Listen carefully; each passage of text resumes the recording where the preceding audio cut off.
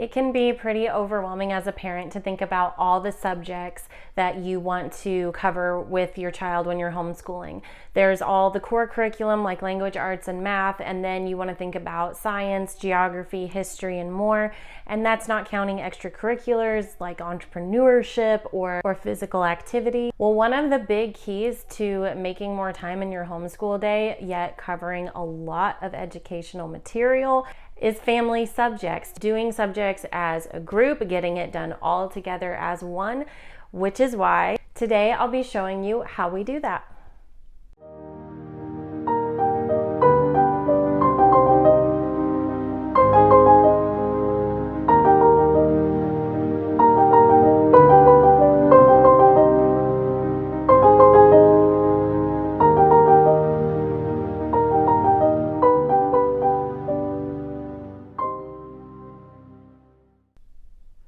Hi guys, and welcome back to Daisy Chain Principles, or welcome if you're new.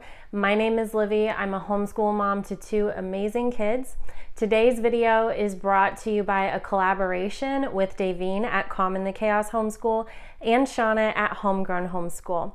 If you want to see more videos like this with new curriculum reveal, be sure to check out the playlist linked below. We've been doing the same thing because it's just worked for us for many years, but my son is going into 6th grade, so quite a bit of his material will be a lot more mature, so we're just transitioning a little bit. I'm also going to have a 3rd grader, so we're not totally moving on from all the middle school material either. We have done 4 years now reading poetry aloud, reading a devotional, which also covers science out loud, and then we do one chapter book. Now, I have changed up how we've done chapter books. I used to literally just do fiction. I totally recommend this, especially like the younger they are, the more that you just want to cement in their mind that reading is joyful and good. Plus, you pick up all kinds of English grammar lessons when you're reading out loud, period. The last couple years, I switched from doing strictly fictional to doing chapter books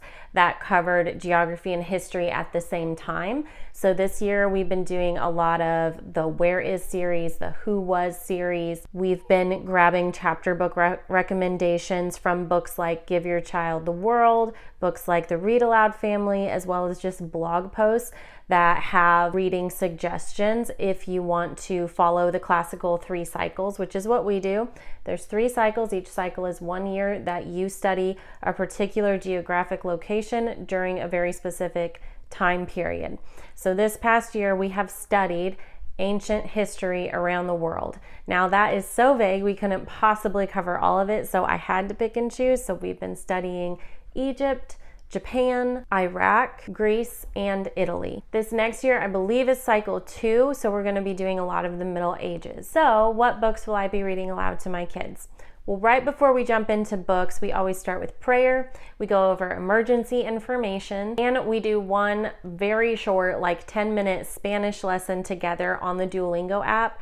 I try to make this as easy as possible. We just do it on my phone. I don't do any kind of testing or curriculum with my kids for foreign language. I find that the more I can make our homeschool open and go, routine, without a ton of pressure or a ton of switching things up, the more it just operates really smoothly like a well-oiled machine, and the more comfort and joy me and my kids find in it, because as we know, good habits and routines create like an anchor for your day. It can even feel like a relaxation time or me time. For us, it often is like great family bonding time when we're doing homeschooling now, because I've taken more of that routine approach for us. Once Spanish is done, we move into our books.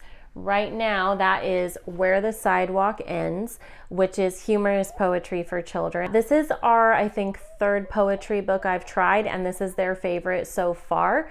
You can see the other poetry books we've used in the past in my Amazon store. Now, I like those too, and I recommend them. They're just more mature, they're more classical. Probably my kids will appreciate that more going into high school, but in the meantime, we love this book too. After that, we move into The Wonder of Creation. This book ties together devotions with scientific facts. I personally think that one devotion of this a day is plenty for Bible and science. in elementary school. Again, Silas is going into middle school now, so that's going to change. There is 100 devotionals, and this is the third book in a series like this, so we're going to have read all of them, and the kids have absolutely loved it. So I'm going to finish this up because we won't quite finish it this year. We'll probably have like 20 days worth of devotionals to finish up. After this is done, we are going to move into the Bible recap for kids. I am crazy about the original Bible Recap Bible Study by Tara Lee Cobble.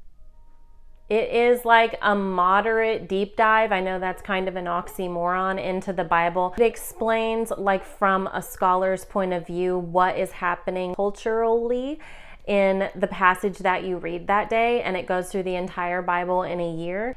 Saying that this has helped my education on the Bible and my relationship with God is an understatement. I have never seen a Bible study like this, and I've been reading my Bible since I was a child. Now, you can totally take this study at your own pace. That's what I've always done. I don't care to try to read my Bible in a year. For us, it doesn't matter. So we do school 4 days a week right now. We will continue that, and we, again, are just going to go with that really simple and smooth open from where we left off last time, read that passage, read the study with that passage, close it, and move on to the next thing. By the way, I don't plan to do more poetry after this. One is because we've been doing poetry for years, and I think we could all use a break from it. I don't think there's any harm in going without poetry for a while. The other reason is just to make more time to read other things, because the next thing I'm going to get into is that we will read the read aloud lesson from the teacher guide in the Gather Round unit study we are in at that time.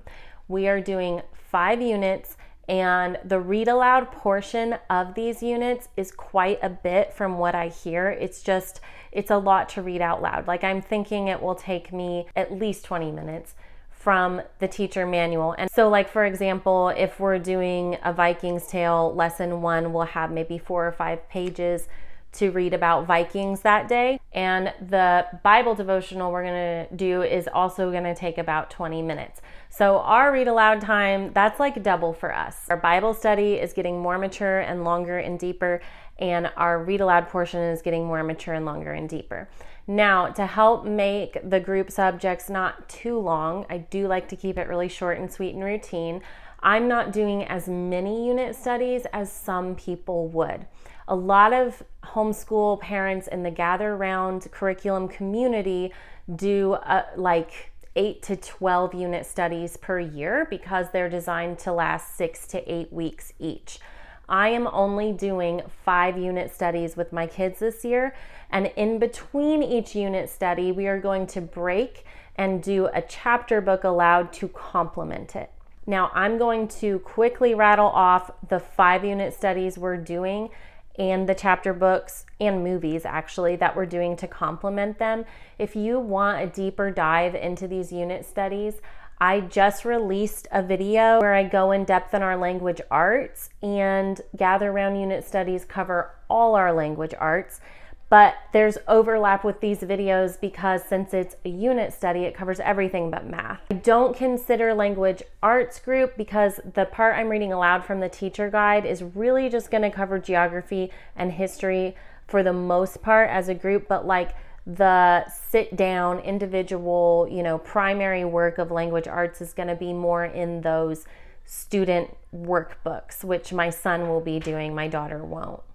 So, number 1, we will start by studying the Middle Ages, and to complement this unit study, we will watch the movie Timeline, and we will read the book Catherine Called Birdie. Number 2, we will be doing the Europe unit study.